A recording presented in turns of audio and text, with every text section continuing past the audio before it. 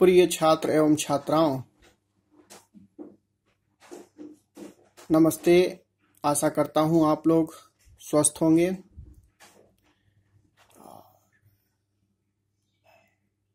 अच्छे से घर पे होंगे।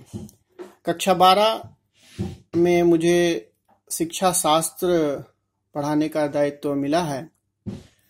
उसी के संदर्भ में मैं आपको एक वीडियो शेयर कर रहा हूं।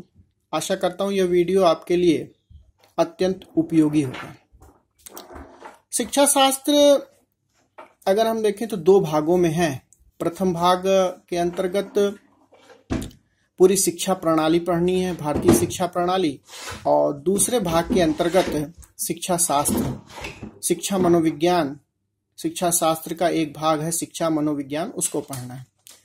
तो सबसे पहले शिक्षा शास्त्र पाठ संख्या 1, प्राचीन भारत में शिक्षा व्यवस्था, यानी पहला पाठ है आप लोगों का शिक्षा शास्त्र में फर्स्ट लेसन, जिसका नाम है प्राचीन भारत में शिक्षा व्यवस्था।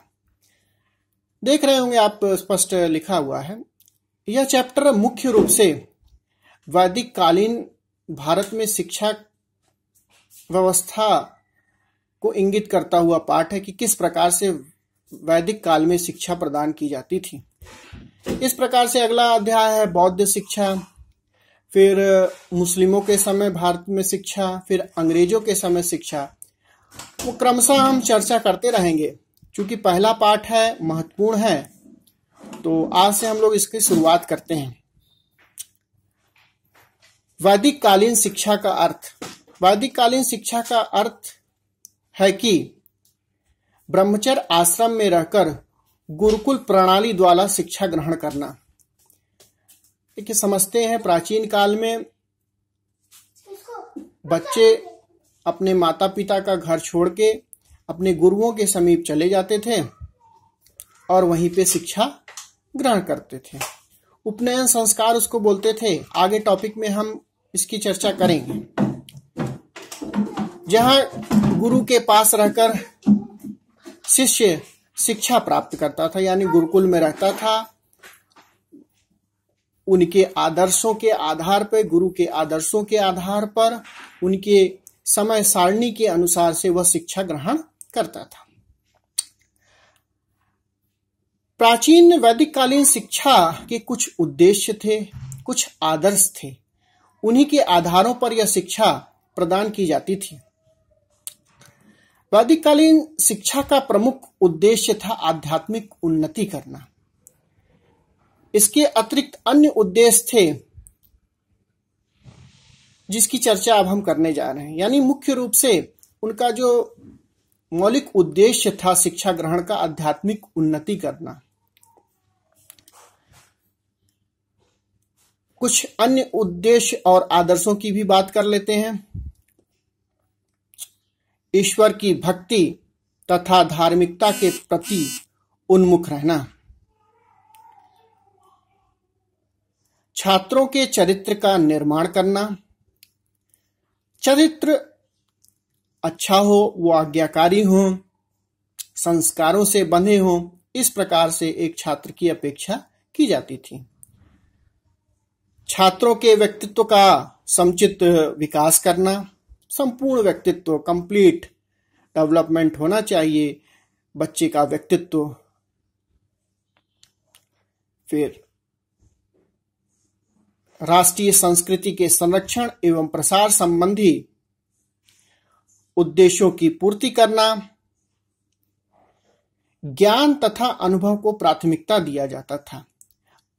ज्ञान और अनुभव को प्राथमिकता दिया जाता था।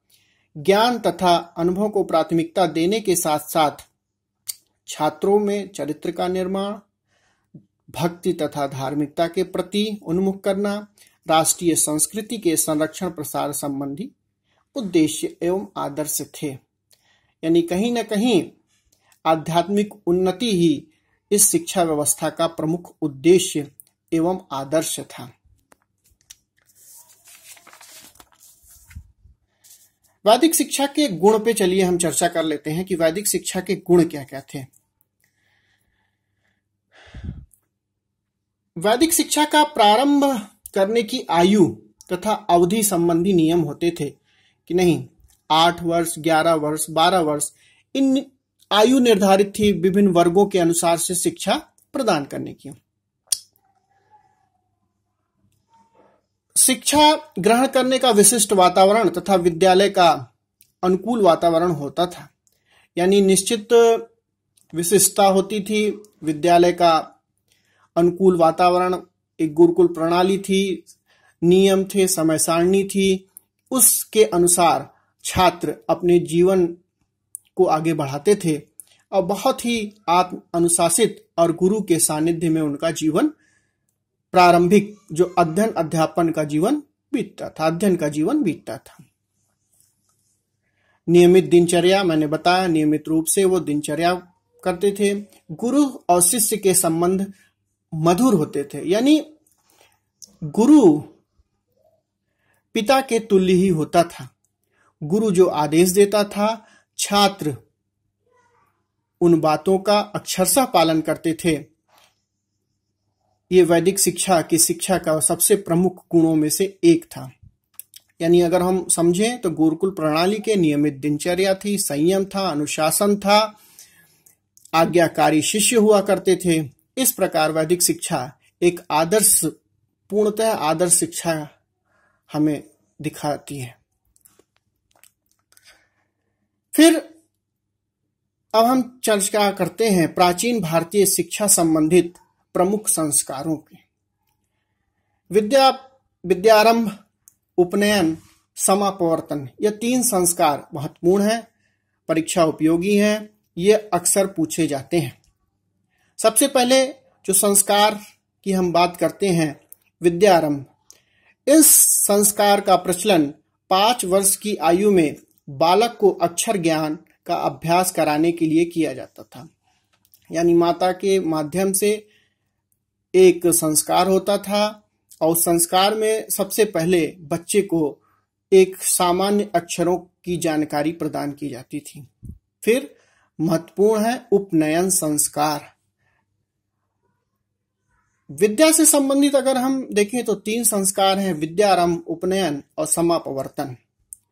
अब उपनयन संस्कार की बात करते हैं। इसका अर्थ है बालक को गुरु के समीप जाना। यहां सर्वप्रथम उसे गायत्री मंत्र का उपदेश दिया जाता था। यह संस्कार शिक्षा प्रारंभ के समय किया जाता था। इसके अंतर्गत ब्राह्मण, क्षत्रिय तथा वैश्य बालकों के लिए क्रमशः 8 वर्ष, 11 वर्ष और 12 वर्ष की आयु निर्धारित की जाती थी। यानी शिक्षा की जो शुरुआत होती थी, गुरुकुल प्रणाली की जो शुरुआत होती थी, वह उपनयन संस्कार के माध्यम से शुरू होता था। इसमें ब्राह्मण बालक की आयु 8 वर्ष, क्षत्रिय बालक की आयु 11 वर्ष तथा वैश्य बालक की आयु 12 वर्ष हो जाती थी। तब उन्हें अपने गुरु के समीप जाके शिक्षा ग्रहण करनी पड़ती थी और यह संस्कार उपनयन संस्कार कहलाता था। यानी विद्यारंभ, फिर उपनयन, फिर अगला संस्कार है समापवर्तन संस्कार। यानी विद्यारंभ हुआ, उपनयन हुआ, अब शिक्षा जब समाप्त होती थी तब यह संस्कार हुआ करता था। उस संस्कार को बोलते थे समापवर्तन संस्कार। समापवर्तन का अर्थ है घर लौटने का होता है। जब शिक्षा पूर्ण हो जाती थी तब यह संस्कार सामान्यतः गुरुओं के माध्यम से होता था। इस प्रकार संस्कार में छात्र स्नान करके, साफ सुथरा वस्त्र पहन के गुरु के समक्ष उपस्थित होते थे और गुरु के द्वारा मधुपकी एक प्रकार का मिष्ठान था, उसके द्वारा उनका करके, जिसके बाद गुरु द्वारा पुत्र को समापवर्तन उपदेश देकर ब्रह्मचर्य आश्रम पूर्ण माना जाता था।